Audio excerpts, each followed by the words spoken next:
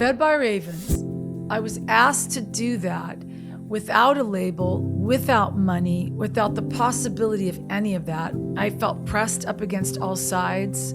There was just so much in the process of it that was just so hard. The Bible's very clear. You're gonna have struggles, you're gonna have trials, this life's gonna bring you crap. And so it just wasn't the season to go in and we're making a record. There was nothing, and that scared me. As time goes on, sometimes the energy is sucked out by reality, right? Reality can come in and just suck the energy right out of your dreams. Nothing makes any sense. You don't have what it is you think you need to have in order to start what God's called you to do. So what if? Hey everybody, this is Rita Springer. Welcome to the Rita Springer podcast, and Worship is My Weapon. I wanted to do a podcast. This is a little bit of a specific one. There's not a guest here. I know that everybody loves it when I have guests. I love that too, actually. I love interviewing people, but there's part of me that with the release of Fed by Ravens, finally that record that I've been talking about for months and months came out on the 26th. And I wanted to do a really kind of special post Fed by Ravens release. And so this probably podcast, if you guys are like, if you're the kind of people like me, like you want to know the behind story of songs or stuff like that,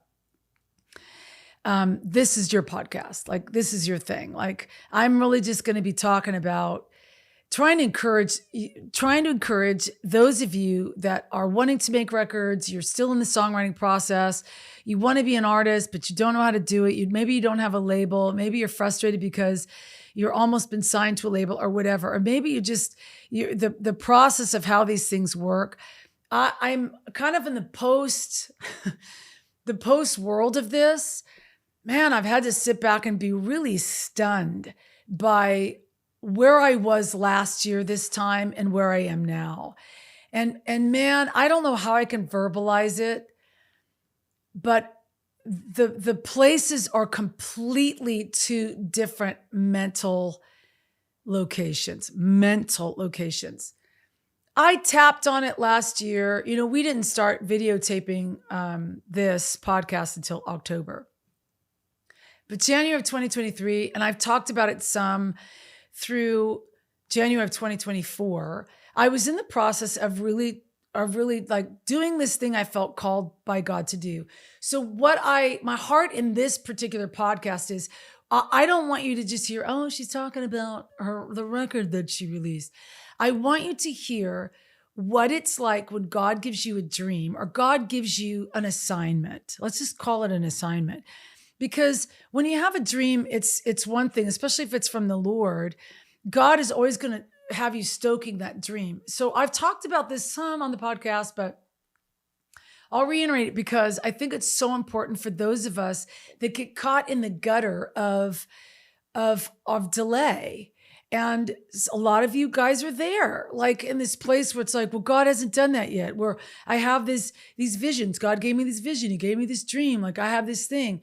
And there's a difference between something that you feel that God has actually led you into and something that you feel like has been a dream of your heart that God's ignited, but it's not necessarily, it's really more of something that you've like, Lord, I feel called to this. And you feel the Lord's like, yeah, great. That's great.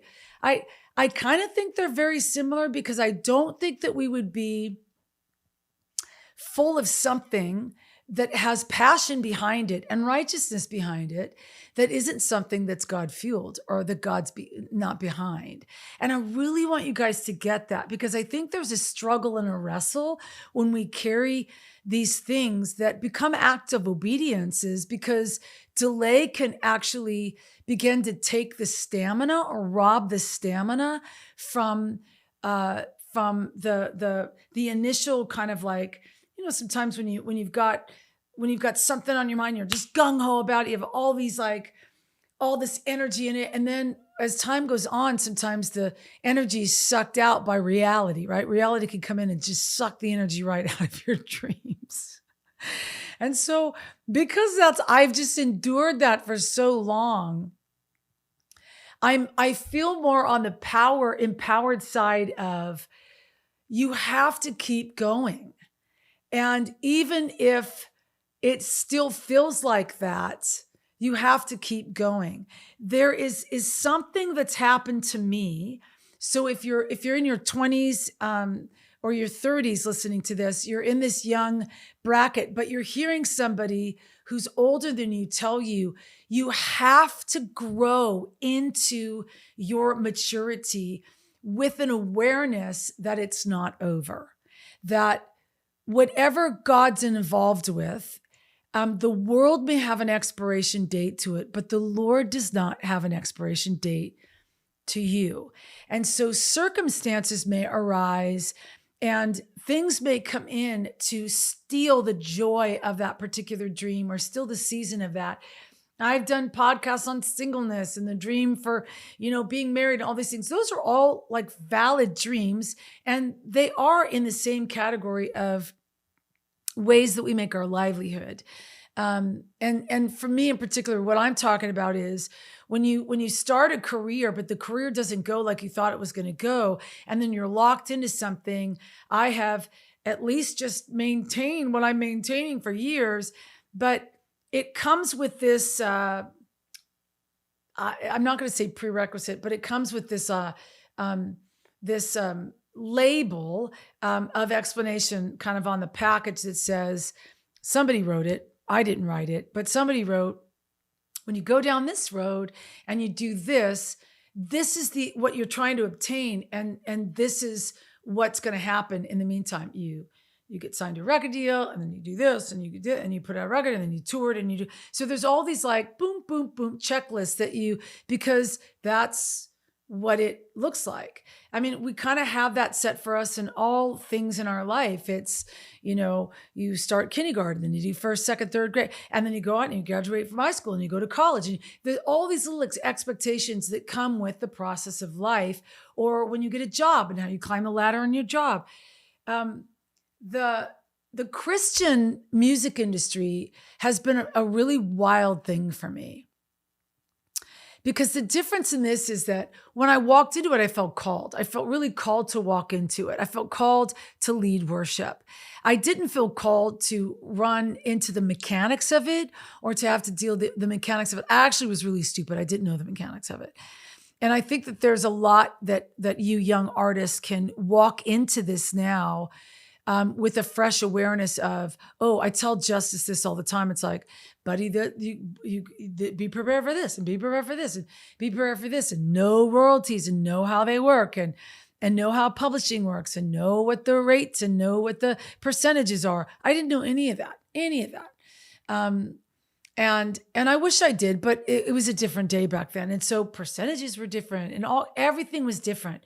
So if I were made more aware, that'd have been great. But what I ended up learning in the process, and I think for me was my salvation, was that the foundations for what I walked into was the Lord. So every record that I've ever done, with or without a label, was an experience that I was having with the Lord. That was a difference for me. Not everybody does that. Newsflash. Not everybody in the Christian industry walks with the Lord in their records. You'd hope that they do, but not everybody does that. And not everybody does it like me. I get it. For me, my process is always, I'm not doing this for anybody else's approval but yours.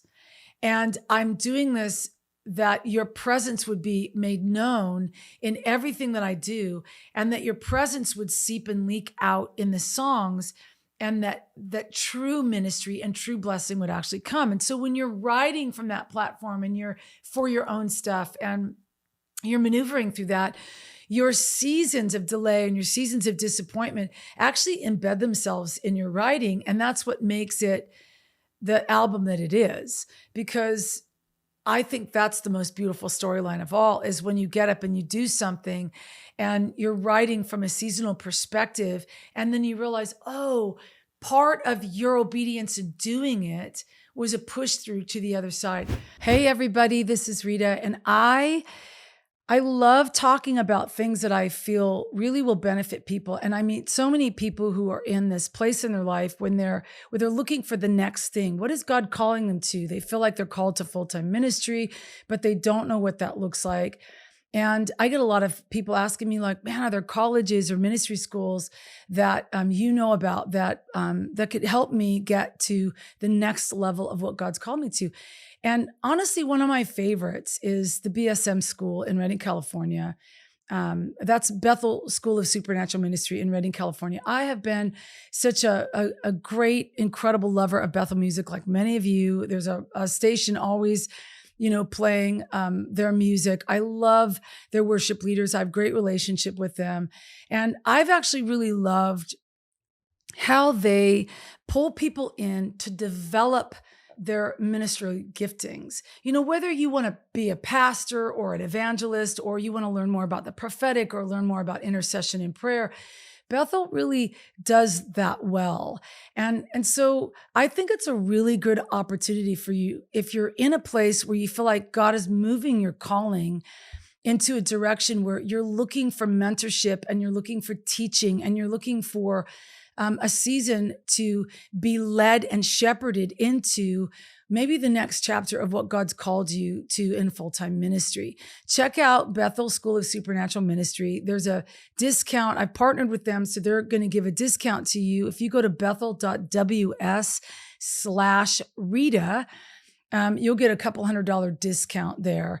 And it's so beneficial. I'm telling you that if I'd never done ministry school early on, I don't think it would have shaped me the way that it shaped me for what was coming. I didn't know then what was coming. And I just want to encourage those of you that really feel called to full-time ministry, but you don't know what that looks like, but you feel like, no, there's a part that you play in bringing the kingdom of heaven to earth. And Bethel is just a great school to look at, to go to. So Bethel School of Supernatural Ministry, Redding, California. If you go to bethel.ws/Rita, you can get a discount there. And I just encourage you to check it out if this is what God's doing in this season of your life. And man, I think Fed by Ravens was such a beautiful role that I played in that. But what I found in this record was a push into a creative realm that I have yet to have seen. And I think that's fired me up in the post-release of it to so encourage you guys as artists and creatives, and even those that that are processing through your grief and suffering. I talk a lot about that here because we're always going to have that as a subject. Life is just rough. And I want to be able to always pinpoint and talk about the things that are the blockades in our way, and then talk about, hey, how do we push them back? How do we get forward? How do we get forward? And I pushed into something with this that I want you guys to know is so profound and so prophetic that as I'm looking at it in the post-release of it, I'm like, this is really, man, this is so great, Rita. Like, this is so great for you. And it's just fed me in a way where I guess maybe I wasn't expecting it to come on me in such a way of not pride, because although I'm proud of the record, I think I'm just like, oh, even in the depths of what I felt and what I just a year ago, I was like, I don't know how I'm going to do this. Like, how am I going to do this? And the how am I going to do this was so prevalent. How am I going to get up this mountain? Like, it just feels like it's this horrible climb that is exhausting and weary just looking at the mountain. And then you climb it, and when you're done climbing it, it is that thing. I know that most of you have heard this before, but when you're at the top of it and you can remember the hell that it was climbing it, you get to the top and you're like, the euphoria of actually taking it on and obeying the Lord and encouraging your own soul in the process and looking back and just being like, don't ever say you can't do this. Don't ever say that you can't follow God. Don't ever say that you can't believe for something that's unbelievable. Don't ever say, we sing these songs about all things are possible with the Lord. It actually really is the truth. But when you're laying in the impossible, the last thing that you can really sense is the euphoria of what is possible, of possibility being on the other side of it. And I just so want to encourage you. We're going to have another conversation for those of you that want to know more about how to do this without a label and the process that we did this in, because everything that I did with this record was different. It's just everything that the Lord said to do was crazy, was weird. But I felt like it was God saying, you have to set a new pace and a new road and pave a new road for the younger artists to come in and maybe be like, oh, well, she did it. She did it. Maybe I could do it. I came out from underneath a label in the Rethink label with Capitol a few years ago when I did Light. And the album before Fed by Ravens was called Light. Some of you are like, what? She did an album called Light. Exactly. Light was buried in COVID. I mean, stunning record. But Light was also this real prophetic journey for me that after Battles, the album Battles, the Lord said, follow up that album of Fight with an album of Light. And so I kind of studied Light for a year. And then I just started writing songs that had light in them. And when I look back on that season, I'm like, oh gosh, it was really so beautiful, the things that the Lord was telling me and the way we did the project. And I have these beautiful stories with every recording. Battles in and of itself was stunning. But Fed by Ravens I was asked to do that without a label, without money, without the possibility of any of that. We weren't looking for a label, without the heart, without the insight, without the wisdom. I wasn't in a place to write. I was without physical ability. I felt pressed up against all sides. Financially, it was devastating. There was just so much in the process of it that was just so hard. So there wasn't anything that had been in the prior experience that would have said, oh, well, yeah, we could. When you don't have money, you don't make a record. You need money to make a record. Unless God's saying something and you're like, what? And he's saying, we can do it without money.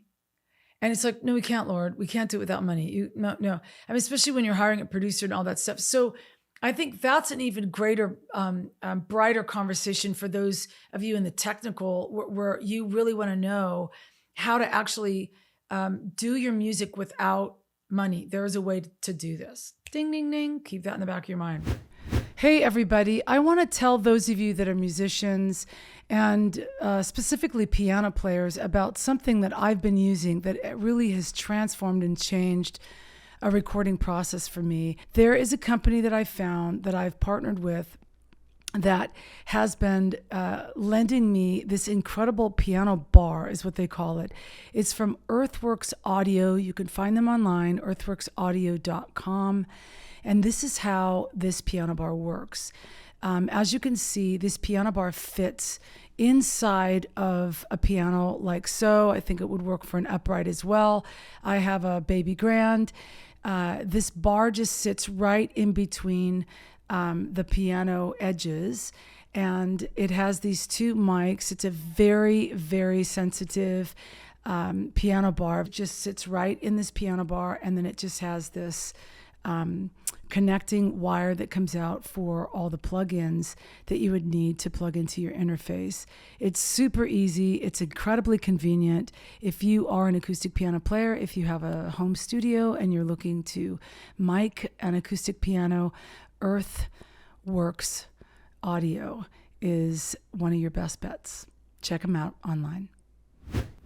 Bede Corporal, who produced this record, came up with just this insanely brilliant idea, which I believe will be a mark for the future. And I think it's the new wave of what has to be done, because a lot of you young artists and young writers that want to make your own records, you're not signed to labels. There's not somebody giving you $60,000 to $150,000 to make a record. And yes, can you do that with GarageBand? And can you do things and can you put things out on streaming? Yeah, you can. But there's still kind of this thing, especially in the Christian industry, where you're always looking for publishing or you're looking for the label or whatever, which that's great. But can you make a record and have it be community based and have it actually be something that that surrounds a completely different other topic than borrowing money from a record label and having a record label kind of own that maneuvering of that project? A lot of you guys want it back in your own hands. And I think what we did with Fed by Ravens is just brilliant in it. You know, I was laughing the other day because somebody called me and they're like, your marketing on Fed by Ravens was just insane. And they were just giving me all these compliments on, I don't know, who did your marketing? And I just was laughing, you guys. I was just laughing because I'm like, marketing? We didn't have any marketing. It's like, there was no marketing. Like, everything was done in-house. Like, you're looking at the marketing, like, I had to press myself to do things I'd never done that if you'd asked me a year and a half ago, oh, can you do this? I'd be like, no, I'd have to hire somebody to do that. I don't know how to do it. When you're pressed up against the wall and you're like, I can't do this, it doesn't mean you can't learn to do it. And so I found out things about myself in the process of being absolutely so weary and so broken. That verse in the scriptures where it says, they that wait upon the Lord will renew their strength. They will mount up with wings like eagles. They will run and not be weary. They'll walk and not faint. And the first kind of active word in there is those that wait. Those that wait. And wait, a lot of us hate the word waiting. Like, we hate the word waiting. And I've been in the waiting room in my life forever. But then I've realized that the waiting room is such a special place, because when you wait for God to do it, it says that you'll mount up with the wings of eagles and you'll run and you won't be weary.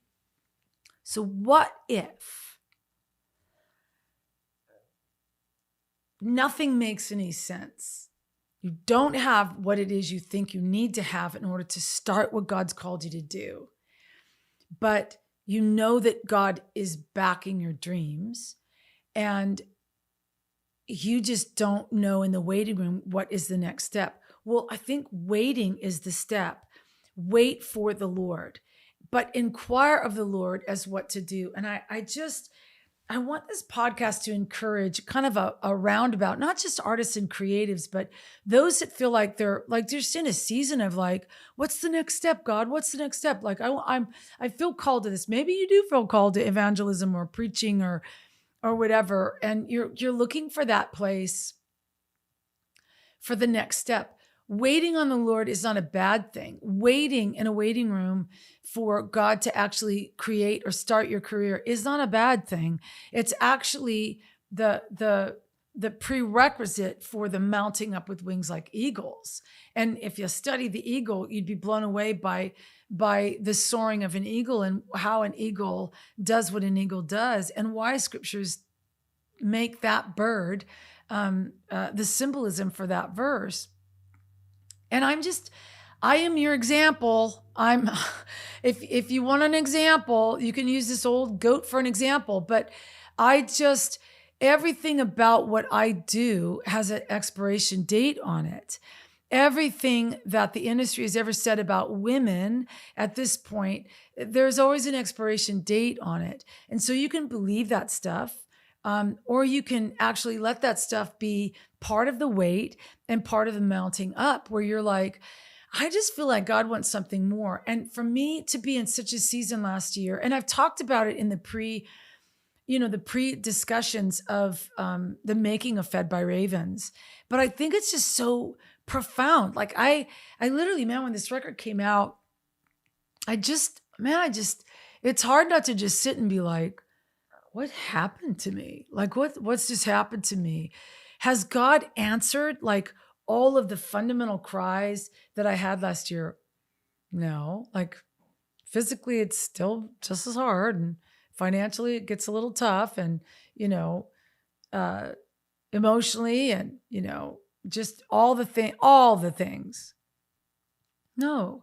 But there's something that happens when your head gets to the top of the mountain and you come into the clearing and you realize was was a lot of that, was a high percentage of my depression, anxiety, fear, or whatever, you're under, and whatever you want to call it, mental anguish, whatever. I know that it's real, but when you get to the clearing, all of a sudden, I think you think that you realize that the a majority of the percentage of that stuff that you felt when you were down there was the mentality that was pressing down on you, saying that you couldn't do it. And once you press through to do it, you come into the clearing and you realize, oh, I'm not healed. This hasn't been accomplished. This hasn't been accomplished. But what I did accomplish in the process of that was I got my mind back. I got my hope back. I got my air back. And you realize those are the things that you are needing more than anything, because those are the things that breed your perspective. Those are the things that adapt to, no, you could do this, you could do this, you could do this. I think it's what, I think about how in the world I hear stories, like whenever I hear a concentration camp story, and I read, stories like biographies about things like that, I'm just profoundly, sometimes I have to shut books and just sit for a while, because I'm just profoundly, anybody's anguish and grief like that, to the intensity of it, unnerves me a bit. And I'm always kind of wrapped around, oh God, how could you allow that to happen? Like, how could you allow that to happen? But really the beauty of some of these stories of people overcoming such great difficulties in the human spirit, the way the human spirit is able to push through all of the oppressive things and then get to a precipice where they can still say, God is good, God is kind, without ever seeing God doing things. Man, that is a holy, beautiful place to get. And I feel like Fed by Ravens was a journey in creativity to get to this place where all of a sudden I found my breath out of the clouds yet, and was able to come up and be like, oh, that's what you were after. That's what you knew my capabilities were. That's what you were trying to do. That's now set me on a course to be like, now you go from this perspective on. Because if what you're doing in life is that you go from movement to movement to movement, but in every movement, you don't gain maturity in your spirit, you don't gain maturity in your intellect or in your mindset, in the Lord, and in your hope in the Lord, then you're just moving from place to place to place with the same mentality, and you're really not pushing forward. You're just making a random movement to get to the same location. And what we have to do as Christians and of people of faith is that we have to understand that the movement that Christ sets for us in Scripture is that we go from glory to glory to glory. So every movement that we make is to go from maturity to maturity to maturity, so that your emotions change in the midst of that, and they become stronger or they become deepened, because you understand something with a deeper, greater thing. And therefore, if you weren't emotional about something, you may get emotional about something because you have a deeper understanding of that. Or if you're weak in an area, you become stronger in that area because you have a greater understanding of that. And post this journey, these songs and that record just did something to me. I have this gal reach out to me, and it was really just profound, the way that she said it and the way that she wrote it out. She just, matter of factly, she just was like, hey, I was in the church. I left the church a long time ago, have no desire to go back to church, have no desire to be back in relationship with the Lord. But I wanted to say that this record just did something to my soul. And I just started having a conversation with her. And it was the sweetest thing, because I thought, sometimes our goal is, oh gosh, the things that we do would grab a hold of people and do this. And I didn't go into this record wanting people to be enthralled by me at all or what I could do, because I walked into everything that I was doing for this record thinking I was nothing, thinking that there was nothing to offer. Like I didn't have anything to offer, and just doing it out of sheer obedience. And then when you hear people talk about the melody lines of a record actually almost inviting them back into a relationship that they're fearful to have with the Lord because of past valid reasons why they're not there anymore. It to me, it was just like, yeah, I think that's what it did to me. And I would never have said I was ever in that place, literally. But there was a pulling away of, I don't think I can do this anymore. I don't think I can do this anymore. I don't think I have what it takes anymore. And then you're weak in your physical attributes on top of that. And then it gets into your mental state, and then it gets into your financial state, and it gets into all these different things where it's just circumstance. It's just life. It's not, I'm not going to sit here and be like, the enemy was just treacherous about my life. Yeah, of course he is. He always is. But there's part of me that's, I'm like, I don't want to give the enemy credit, and give the enemy a platform. The Bible's very clear. You're going to have struggles. You're going to have trials. This life's going to bring you crap. And so you almost have to be like, yeah, what you're facing right now, that's called life. And that's called life in a world of sin. But Jesus comes to sit with us in the middle of it and then whisper to us, I know you feel like you're waiting, but your waiting's going to cause you to mount up. And when you mount up, you're going to start flying. And then when you're flying, you'll be at a height where the emphasis and the percentage of what all this is doing to you and your heart and your mind and your mental state and your finances and this and that will actually cut off, even when those things don't get answered. Which, honestly, you guys, isn't that the most profound, precious thing about the Lord? Is that God is good regardless. And you don't know what that means until you come into the context of being able to feel whole when there are still holes in all of your requests. And I think that, man, that's just a holy place to be.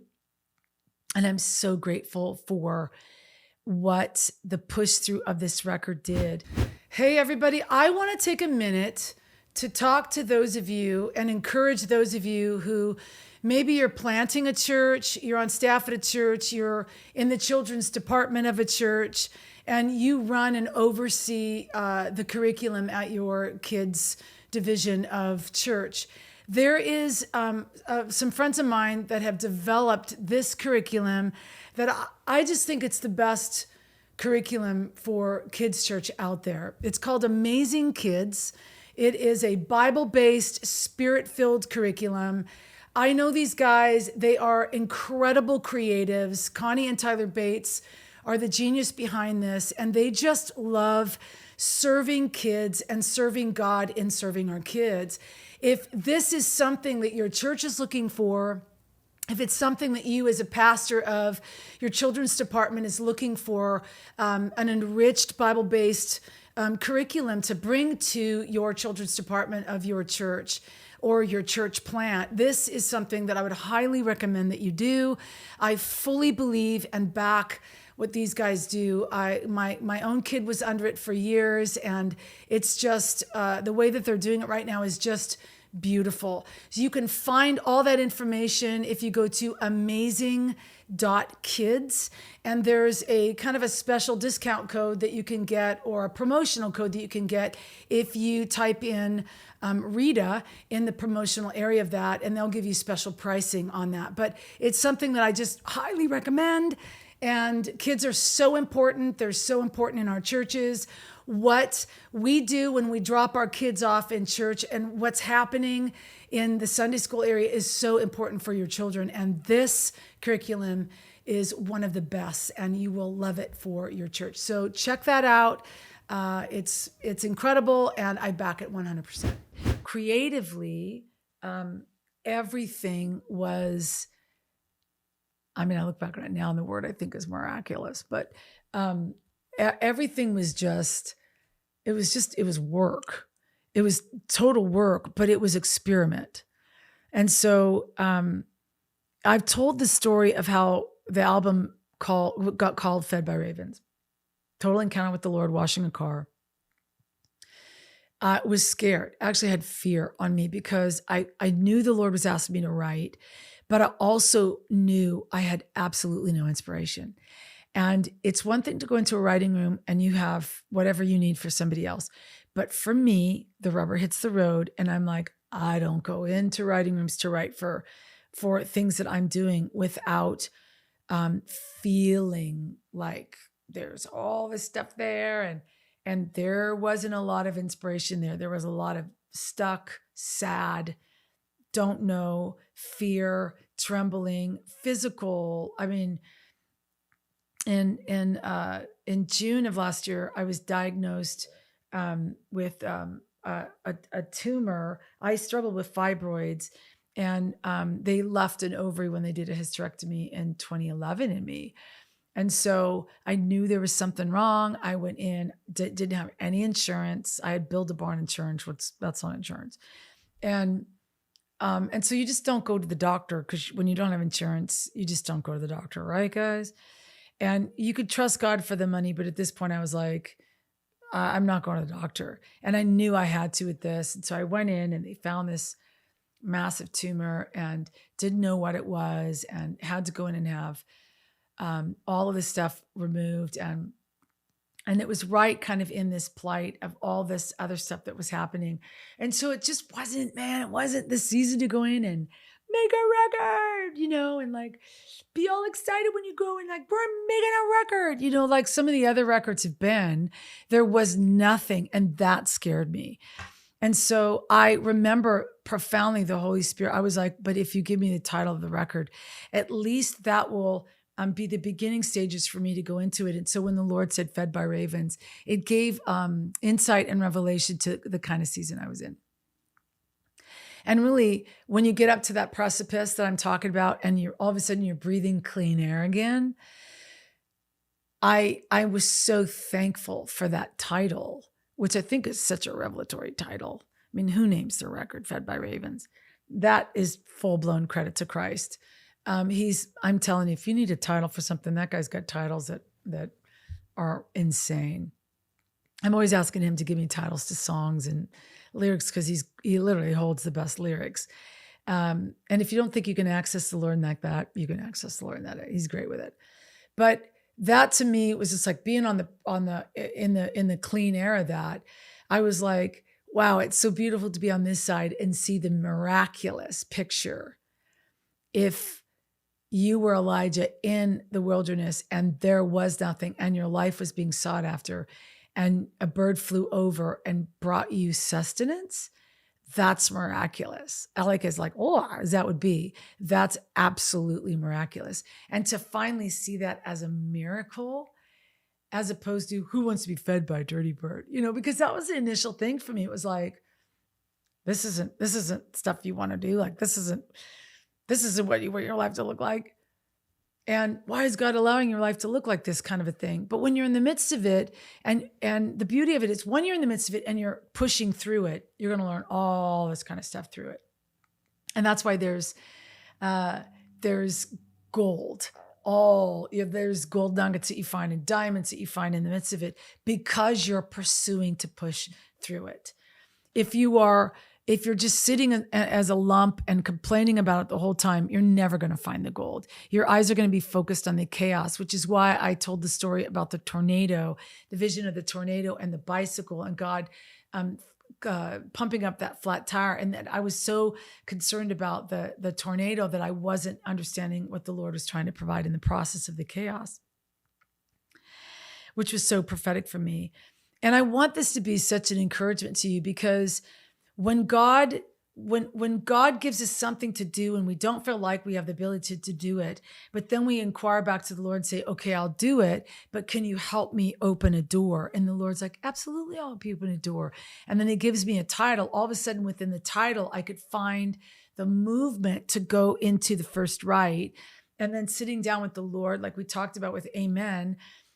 Before I went to that rite and said, what am I going to do today? And he said, your first song's called Amen with an exclamation point. This is a line that you'll use in the song. And you go in, and then you find that very quickly, because when it's the Lord and you're being willing to pick up something that the Lord is offering you, he's not going to then make it a struggle to try to find your way through it. When you're offering your willingness to just walk it out, even if it's a struggle for you to walk it out, God will take your willingness. Obedience is everything. And so every song that was found was the stepping stone of, okay, God, what is it today? I remember when we wrote with Taya, the song, How Much More with Taya. I think it was the second or third rite, maybe. Maybe it was the second rite we had. Taya was in town, and I had just had that surgery, and Taya didn't know that I had just gotten out of the hospital. And I didn't tell her because I didn't want her to think she couldn't stay with us. And I was like, 2 days I'll be back on my feet doing laundry, because that's what I have to do. And this one just kicked me down. And so she came in, and I was kind of in this weak place, but I explained to her about what I was going for. And we just sat and talked about Matthew and worry, that scripture and worry, and what do the birds worry about, what God's going to do for them. And so when we walked into that rite, it was just this kind of beautiful find, because we were so willing, but I was so weak. Again, they that wait on the Lord will renew their strength. And when I walked out of that rite, I leaned down to hug Bede's daughter, and I pulled a tendon in my right knee, and I couldn't walk. And I struggled back to the car. I was sitting in my garage for about 40 minutes trying to figure out how I was going to get out of my car. Of course, I don't call anybody, but I was like, I can do this. I'll go out of this car. And the whole time thinking, we just found how much more. And I'm sitting here in a car trying to figure out how to, it's just like all hell can break loose in the midst of you being obedient, but it doesn't mean you can't not push through. It doesn't mean you can't keep walking it out. So I was like, well, you want me to limp through this? And so I was like, okay.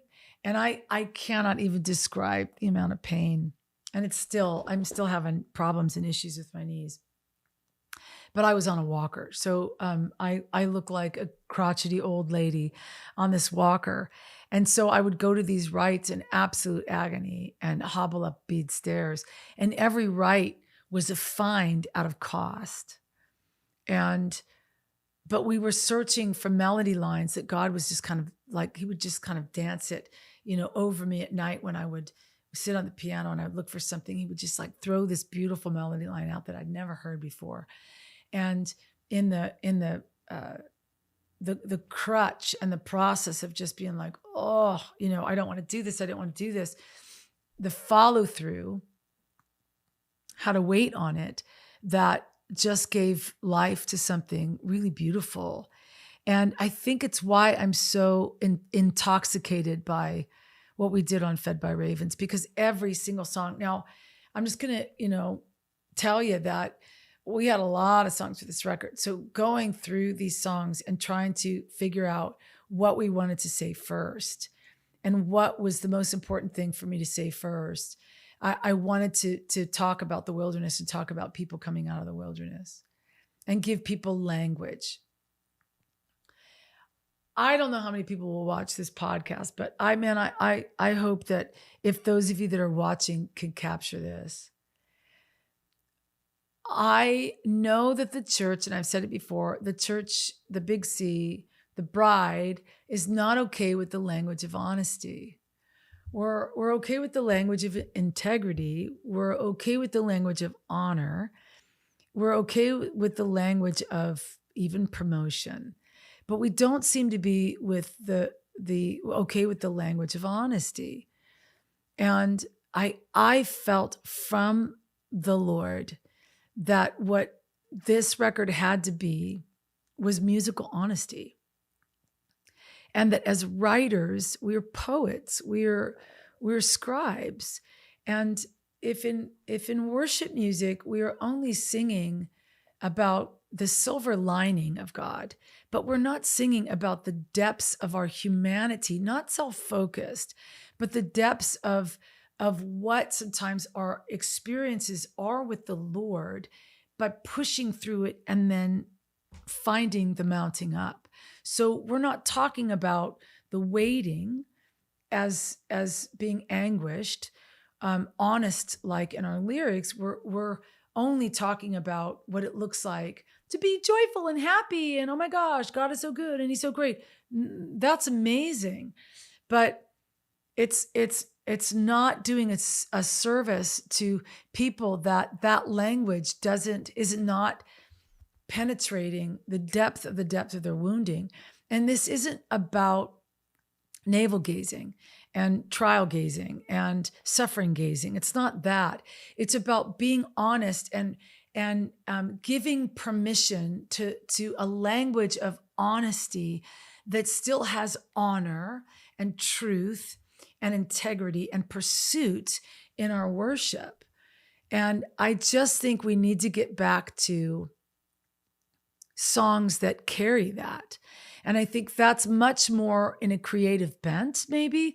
But then I think that's a great line for those of you that feel called to mainstream to write honest lyrics, but have a hope and Christ-like mentality in your lyrics. And so that was what I felt commissioned to do. It's not a call for everybody to do that, obviously, but I think it is something that I've felt in the release of this that people are grabbing a hold of, is like the sigh of, man, thank God somebody's saying it the way I feel it. And that gives respite to a weary soul.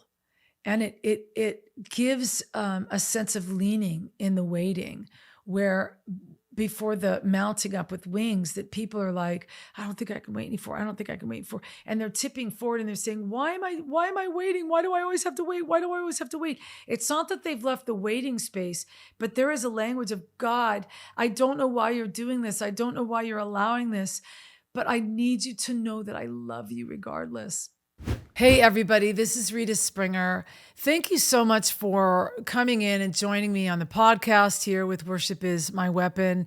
There's a lot of things I'm doing right now. And one of the things that we provide alongside this podcast is a newsletter that we do that we send out to those of you that are subscribed, where I just answer questions and kind of give you information. And sometimes you guys are able to write in with questions that you just are curious about. We love that. We love that interaction. I actually love to interact with those of you that want something a little bit more beyond the podcast. So if that's you, make sure to get our newsletter, sign up for our newsletter, subscribe to the newsletter, and stay in touch with all the things that we're doing here on the podcast in that newsletter. I had this experience that was so profound to me that the Lord kind of used just before Ravens came out. My niece was here, and she's very sentimental. She's married with 3 kids, and she's super sentimental, and she's just one of my favorite people in the world. And she came out to go on vacation with us with her kids, and when I was backing out of the garage, there's just a white plastic box stacked up with a bunch of stuff in storage in the garage. And I just pointed to it and I said, hey, there's pictures of your grandmother, your grandpa, and your mom in there when we were kids. If you want to pull that out, you can like copy this stuff if you want to copy this stuff. And so she was like, oh my gosh, yeah. So she dragged that box, she dragged it into the dining room, and she was up till late at night. She had all this stuff laid on the table. I was like, well, you have at it. I'm going to bed. And in the morning, I got up, grabbed my coffee, was sitting down in the living room. And she's like, you have to read this. Look what I found. And she handed me this 1985 journal, and I'm like, what's this? She goes, your journal from 1987. And I'm like, what? It was in that photograph box? And she goes, yes, it was on the bottom of this photograph box. She goes, you need to turn to the page. A year after your mother died, you wrote a letter to the Lord. So I would have been 21, 22 years old. And I was like, what? And so I turned the page and I read where she told me to read. And I was just reading this letter that I wrote to the Lord. And I just started sobbing. And I don't know, it was just this. Obviously, I don't remember writing that letter to the Lord. I'm grateful for my journaling experiences back then because it was profound. But it was this letter from a young girl who had lost her dear mother that she loved deeply in a really tragic way of having, I had to nurse her to her death. And I would never wish that on another young girl. But I'm writing to the Lord in this letter and I'm just saying, I love you, Lord. I love you. Even in my pain, I love you. And we're going to be okay. Like, I'll be okay. I promise I'll be okay. I'm just seeking you and I'll find you. And I don't remember writing that to the Lord. I remember being in peril. And I remember being so sad and so broken and being like, how in the world am I going to get through the loss of my mother? But a lot of times when we write what it really feels like. And there was all of this honesty in there, but there was this determination at 22 that I honestly didn't even realize that I had. And it just really blessed me because I just thought, whoa, like I was shocked by myself. I was like, whoa, this is crazy town. And the Lord said, you're the same person. You just have had trial and error, trial and error, trial and error. But really the heart of that young girl is still in the heart of what you're doing, that you want to pursue and get to the greater and the greater and the greater and the greater, so that whenever your songwriting days are over, you will have written your best songs then, and not your best songs in your 20s or your 30s or your 40s.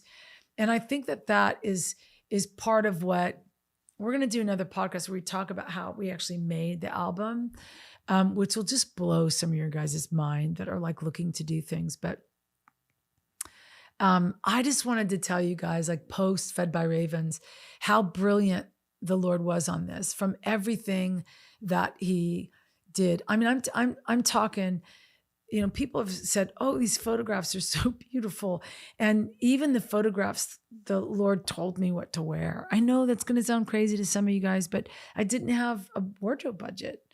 I couldn't go down and spend a couple $1,000s on clothes and then return them all and take pictures. I just didn't have that. And so I didn't have the resources for any of it. But I went to the Lord and I was just like, what do I do? And he said, go into your closet with me and I'll tell you what to wear and I'll tell you what to do. And I think I've told the story of how I became a painter out of this. I'm not a painter. I've never picked up a paintbrush in my life. And the Lord said, you're not going to ask somebody else to paint it. You're going to paint it. You're not going to ask somebody to do your reels. You're going to do your reels. You're not going to ask somebody to do this. You're going to do it. And while it was work and while it was like, whoa, I didn't realize that what the Lord was actually doing was giving me more and allowing me to see that where I didn't think I had anything left to offer, I actually had more than I ever thought I had.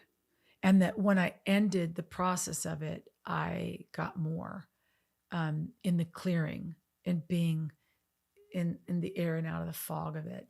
And if you are in a season of your life where you are being asked to walk through something that's really, really hard, even if it's the death of a loved one, and God's not doing the healing and he's not doing this thing, I don't know what your end result will be, but the Lord does. And what if you actually, in the waiting for God to do what you want him to do, that you just pick it up and keep walking and keep doing and keep, even in your honesty, telling the Lord, I don't like this, but I'll do it. I don't like this, but I'll do it. If you're in a creative process and you're like, I don't know how to do this, you could do it with the Lord. Like the inspiration is there to do it with the Lord. Invite the Lord into your creative process. That's what I do. Lord, what do you want me to write? What do you want me to write about? Give me imagery, give me pictures, give me this, give me that. Everything from the top of this record to the bottom of this record was all done with supernatural inspiration and a relational piece of walking it out with the Lord, and having partners around you that gathered around you to say, we believe in this, that are crazy enough to follow you out with it and to do it with you. And so, yeah, you need your errands, but you also just really need the Lord to believe that the Lord has given you what you need. And if you need more than you think you need, God will give it to you. And no matter what process you're walking out, when you push through it,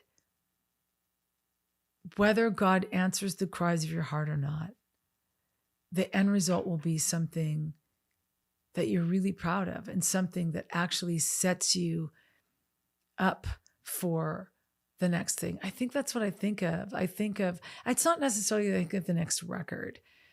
I don't think about that. What I do is I think of the next thing. I'm always like, okay, what's the next thing? And may I be just as obedient, if not more, in the next part of my life with what you call me to do than I am in this part. So I hope that encourages you. Stay tuned for like a part 2 of this, where we talk about just the fundamentals of how we actually built a makeshift label. And we invented a whole system of the point system to do a record with no money. So I hope that encourages you guys today. Bless you, and we will talk to you soon. And if you haven't downloaded Fed by Ravens, you need to, because as you're listening to it and then you listen to this podcast, you'll be like, oh, that's what she's talking about. So, all right, I'll talk to you later.